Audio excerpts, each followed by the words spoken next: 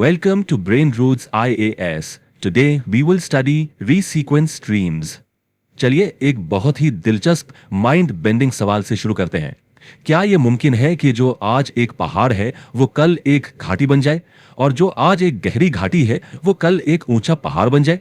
सुनने में थोड़ा अजीब लगता है ना?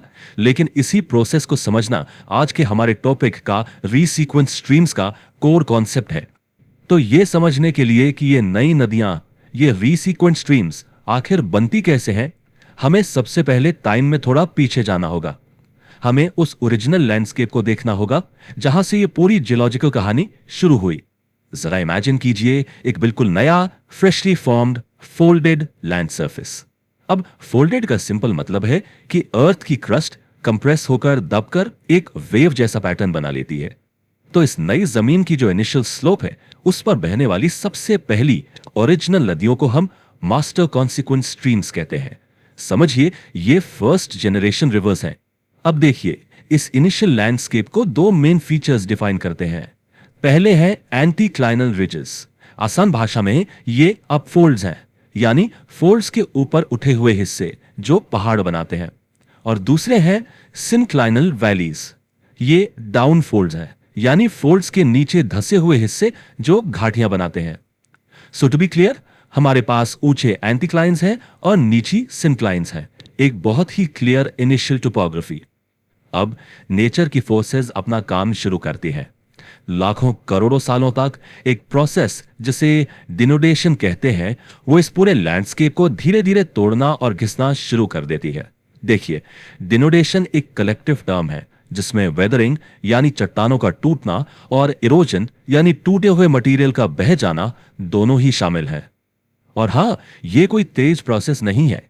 यह एक बेहद धीमी, ग्रेजुअल घिसावट है जो आखिर में पहाड़ों और घाटियों दोनों को लेवल कर देती है। ये इनिशियल फोल्डेड माउंटेन्स से लेकर पेनेप्लेनेशन की स्टेट तक का एक बहुत लंबा सफर है। पेनेप्लेन एसेंशियली एक लो रिलीफ प्लेन होता है, यानी एक लगभग सपाट मैदान जो लंबे समय तक इरोजन के बाद बनता है।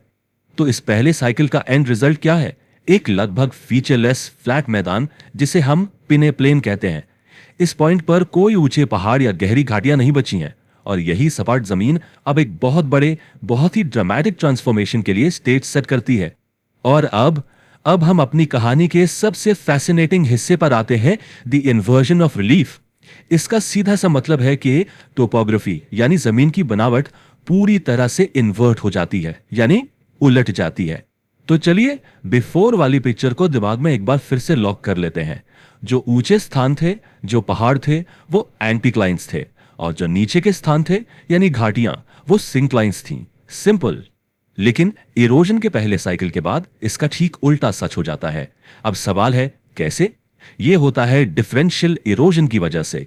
देखिए, एंटीक्लाइंस के जो क्रेस्ट्स होते हैं यानी उनकी चोटियां, वो टेंशन में होती हैं, उनमें ज्यादा जोड़ और फ्रैक्चर्स होते हैं, इसलिए वो तेजी से इरोड होती हैं। वहीं सिनक्लाइंस कंप्रेशन में होने के कारण ज्यादा रेजिस्टेंट होती हैं। नतीजा, ओरिजिनल एंटीक्लाइनल रिजेस इरोड होकर घाटियां बन जाती हैं, और रेजिस्टेंट सिनक्लाइनल वैलीज अब नए पहाड़ों या रिजेस के रूप में खड़े रह जाते हैं। तो यही है सबसे crucial concept, inversion of relief. पूरी टोपोग्राफी पलट गई है। जो कभी ऊंचा था वो अब नीचा है, और जो कभी नीचा था वो अब ऊंचा है। इस बिल्कुल नए इन्वर्टेड लैंडस्केप पर अब इरोजन का एक दूसरा साइकिल शुरू होता है, और इसी दूसरे साइकिल में एक नई जनरेशन की नदियों का जन्म होता है। चलिए इस सेकेंड फेज को ब्रेक डाउन करते हैं। यह शुरू होता है नई वैलीज के बनने से, लेकिन कहां? नई ऊंची जमीन पर। याद है ना, पुरानी सिंक्लिनल वैलीज अब नए पहाड़ या सिंक्लिनल रिजेस बन चुकी हैं। तो नई नदियां अब इन्हीं नए रिजेस में अपनी घाटियां काटना शुरू करती हैं, और ये नई नदियां जो इस दूसरे इरोजन साइकिल में पैदा होती हैं, उन्हें ही हम रीसीक्वेंट स्ट्रीम्स कहते हैं।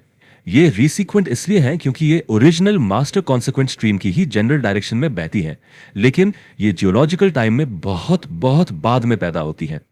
अब इस स्लाइड में सबसे इंपॉर्टेंट टेकअवे है इनकी उम्र का बहुत बड़ा फर्क। ओरिजिनल कॉन्सिक्वेंट स्ट्रीम्स एंशिएंट है, लाखों करोड़ों साल पुरानी, उनके कंपैरिजन में रीसीक्वेंस स्ट्रीम्स जियोलॉजिकली बहुत रीसेंट हैं। They are the new kids on the block, so to speak. हाँ, ये दिखने में ओरिजिनल नदियों जैसी लग सकती हैं क्योंकि इनकी डायरेक्शन सेम है, लेकिन फंडामेंटली ये बिल्कुल अलग है। ये एक नई कहानी का हिस्सा है, एक नए इन्वर्टेड लैंडस्केप पर। और ये स्लाइड सबसे ड्रामेटिक फर्क को बहुत ही ब्रिलियंटली इलस्ट्रेट करती है, उनकी फिजिकल पोजीशन। ये उस लेवल से सैकड़ों मीटर नीचे बहती हैं जहां ओरिजिनल जमीन की सतह कभी हुआ करती थी। इसका मतलब साफ है, वो एक बहुत गहरी नई काटी गई घाटी में बह रही हैं। तो समराइज करने के लिए ये 4 की पॉइंट्स हैं जो एक रीसीक्वेंस स्ट्रीम को डिफाइन करते हैं। 1, ये इरोजन के दूसरे साइकिल में बनती हैं। 2, ये इन्वर्जन ऑफ रिलीफ का डायरेक्ट रिजल्ट है। 3, ये उम्र में ओरिजिनल कॉन्सिक्वेंट स्ट्रीम से बहुत यंग है।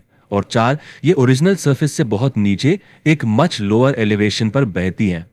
If you found this lecture helpful, like, share and subscribe to the channel.